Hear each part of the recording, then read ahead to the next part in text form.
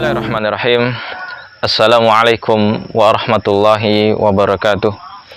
Alhamdulillah, wassalatu wassalamu ala rasulillah wa ala alihi wa sahbihi wa man walah, amma ba'du.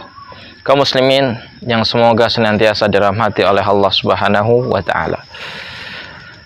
Siapa dari kita yang terlahir langsung dewasa?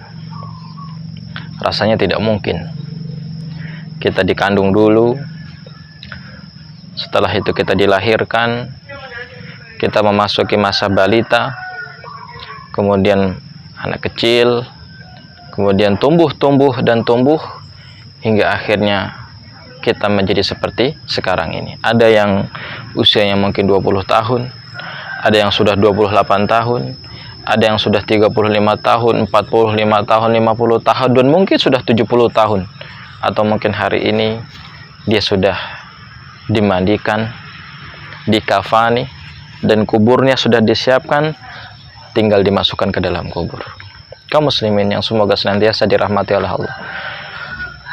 Pelajaran apa yang bisa kita dapatkan dari peristiwa manusia yang awalnya dikandung, dilahirkan, dibesarkan hingga bisa seperti ini? Pelajarannya adalah inilah kehidupan dunia. Kita melihat sebuah daun yang dia baru tumbuh kecil, berangsur hari, bertambah hari, dia semakin melebar, semakin hijau, kemudian dia kering dan dia berguguran. Tidak ubahnya dengan manusia. Hidup di dunia hanya seperti seorang musafir, seperti seseorang yang sedang melakukan perjalanan. Kalau sudah sampai di tempat dia menuju, maka sudah selesai. Hari ini kita sedang berjalan, dan hari ini kita sedang berjalan menuju alam akhirat. Mau tidak mau, siap tidak siap, kita akan menemukan akhir dari ujung perjalanan kehidupan kita di dunia, yaitu setelah kematian kita selesai. Karena seseorang kalau sudah meninggal dunia, dia sudah tidak lagi ada di dunia ini. Dia sudah tidak ada lagi di tempat ini.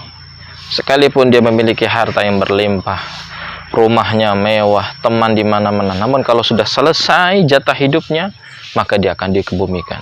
Sekalipun tidak dikebumikan, dia akan hilang. Dan yang tertinggal apa? Hanya kenangan. Kalau kita ingin menjadi seseorang yang bahagia di dunia dan di akhirat, ambillah pelajaran dari orang-orang terdahulu. Siapa itu?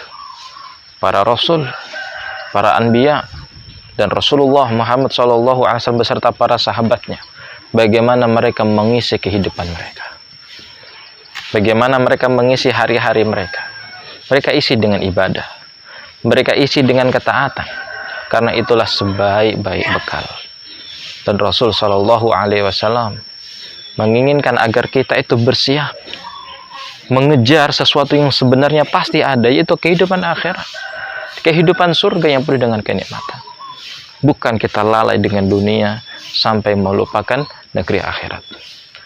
Bukankah Rasulullah SAW pernah mengingatkan kita bahwa yang ditakutkan oleh beliau dari kita umatnya bukan kita itu kelaparan, bukan kita itu merasakan susah, bukan kita merasakan kemiskinan.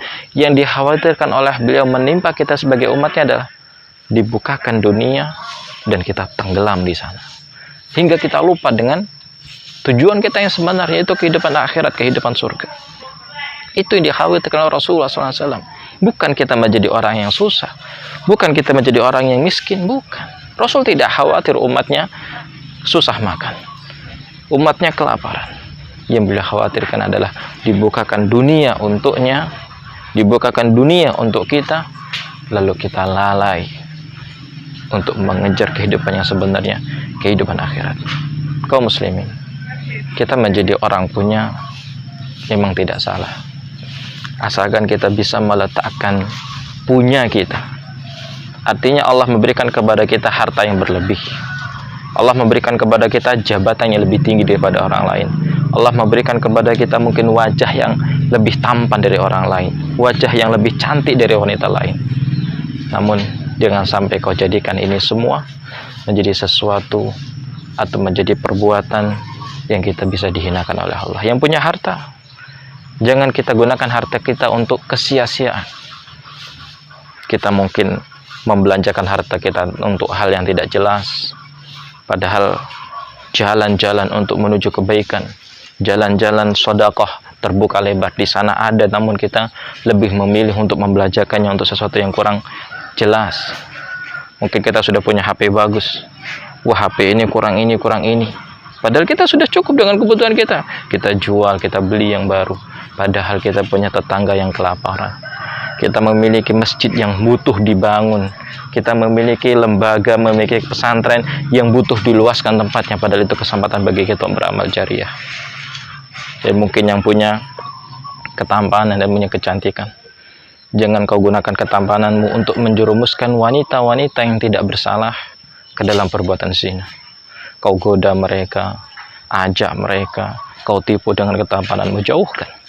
Jangan sampai ketampananmu membuatmu menjadi seseorang yang dihinakan oleh Allah, dimasukkan ke dalam neraka disebabkan dosa yang itulah dosa yang hina, itu dosa kemaluan. Demikian juga yang memiliki wajah yang cantik. Mungkin kau lebih cantik, lebih indah daripada wanita lain, namun jangan kau salah gunakan kecantikanmu. Itu bukan hasil karyamu, engkau tidak membuatnya, itu pemberian dari Allah untukmu. Namun jangan sampai kau hinakan dirimu. Kau tabarut, pamer kecantikan, kau berusaha untuk menggoda laki-laki agar menuruti kemauanmu. Waliyadzubillah, kalau sampai terjatuh dalam perbuatan zina, waliyadzubillah, jangan sampai. Atas apa kau lakukan? Kau tutupi wajahmu. Yang laki-laki kau tundukkan pandanganmu. Disitulah letak kemuliaanmu. Dan memiliki jabatan. Jabatan itu hanya sebuah titipan. Kelak mau nggak mau, siap tidak siap, kalau Allah sudah takdirkan kita meninggal dunia, baju jabatan kita akan dilepas.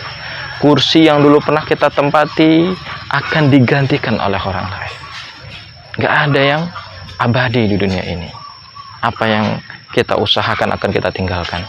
Dan sebaik-baik orang yang berusaha adalah yang mengusahakan kehidupan akhirat, dan dia tinggal di sana. Bagi yang punya kekayaan, ingat, kekayaanmu ada titipan dari Allah, dan engkau akan ditanya oleh Allah pada hari kiamat tentang hartamu itu dari mana kau dapatkan dan untuk apa kau belanjakan. Allah akan tanyakan itu. Dan bagi kaum muslimin yang mungkin merasa saat saya ini bukanlah orang yang punya, namun saya ingin melakukan lebih untuk Islam, maka hal yang pertama kau harus lakukan adalah berusahalah untuk memperbaiki ibadahmu. Perbanyaklah sholatmu, sholat sunnah terutama.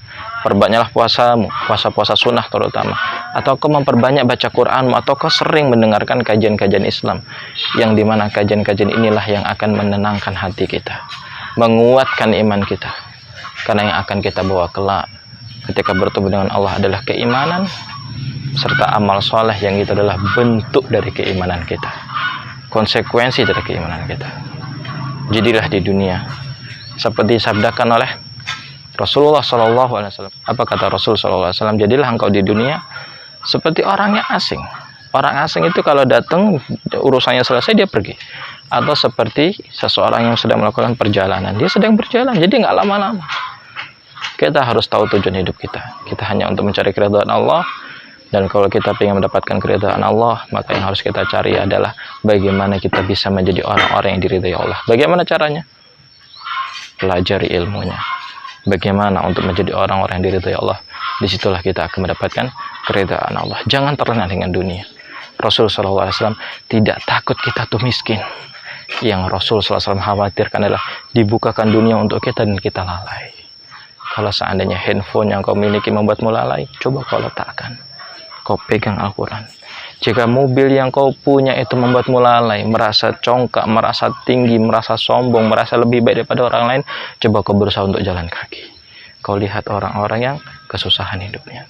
Semoga bermanfaat untuk kaum muslimin. Barakallahu fikum.